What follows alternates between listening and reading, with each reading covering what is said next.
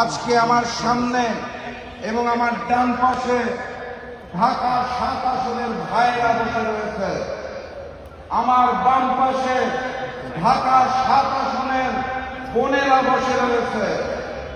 আমি শুধু পাঠ্যপুস্তকে পড়েছিলাম মুহাম্মদ সাল্লাল্লাহু আলাইহি ওয়াসাল্লামের সময় সকল যুদ্ধে পুরুষ এবং নারীরা একসাথে সেই যুদ্ধে অবতীর্ণ হতো ইসলামের জন্য।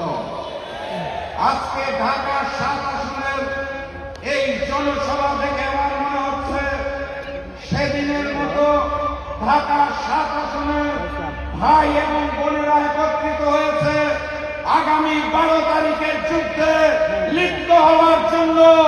অতএব আগামী ১২ তারিখ সর্বপ্রথম গণভোটে হ্যাঁ জয়যুক্ত হবে। তারপরে এই যুদ্ধে ইনসাফের প্রতীক দাঁড়িপাল্লাকে আমরা জয়যুক্ত করবো ইনশাআল্লাহ। ১২ তারিখের যুদ্ধের জন্য আপনারা প্রস্তুত আছেন? সংগ্রামী সাথী এবং বন্ধুগণ, আমাদের পার্শ্ববর্তী রাষ্ট্রের একটি শহর আছে শিলং। সেখানে রিসোর্টে বসে ট্রেনিং নিয়ে বাংলাদেশের মেয়ে একটি বড় দলের একজন বড় নেতা বলেছেন তার দল নাকি বাংলাদেশে একমাত্র বাংলাদেশপন্থী রাজনৈতিক দল। আমি ওনাকে বিনয়ের সাথে মনে করিয়ে দিতে চাই, আজকের এই মঞ্চে, আপনাদের সামনের এই মঞ্চে ৭১-এর বীর মুক্তিযোদ্ধা কর্নেল অলি সাহেব বসে আছেন। আমি স্মরণ করিয়ে দিতে চাই, আজকের এই মঞ্চে ২৪ জুলাই যোদ্ধা সাদিক কায়েম এবং সাদ্দাম বসে আছে। সেই মঞ্চে ৭১ এবং ২৪ মিলিত হয়, সেই মঞ্চকে আগামী দিনের প্রধানমন্ত্রী ডাক্তার শফিকুর রহমান ঐক্যবদ্ধ বাংলাদেশ হিসেবে ঘোষণা দিয়েছেন। অতএব ঢাকা ৭ আসনে দাঁড়িপাল্লাকে জয়যুক্ত করে আমরা এই আসনটি আগামী দিনের প্রধানমন্ত্রী ডাক্তার শফিকুর রহমানকে উপহার দেব ইনশাআল্লাহ।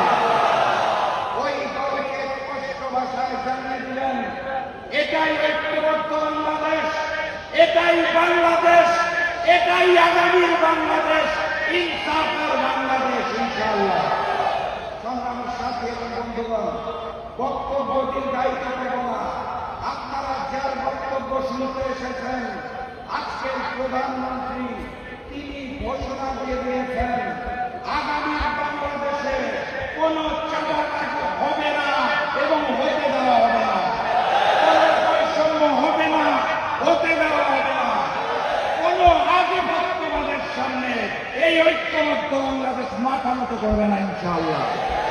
অতএব ১২ তারিখ গণভোটে হাকে জয়যুক্ত করতে হবে। আমাদের প্রিয় ভাই এনায়েত ভাইকে দাঁড়িপাল্লায় জয়যুক্ত করতে হবে। আমরা পারবো তো নাকি?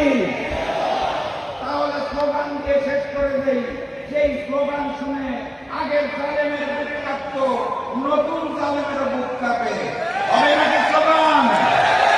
নারায়ে তাকবীর, নারায়ে তাকবীর, নারায়ে তাকবীর। আবারও দেখা হবে, আবারও কথা হবে ইনশাআল্লাহ। বিজয়ের পথে যাত্রা শুরু, জীবন অথবা মৃত্যু। আসসালামু আলাইকুম।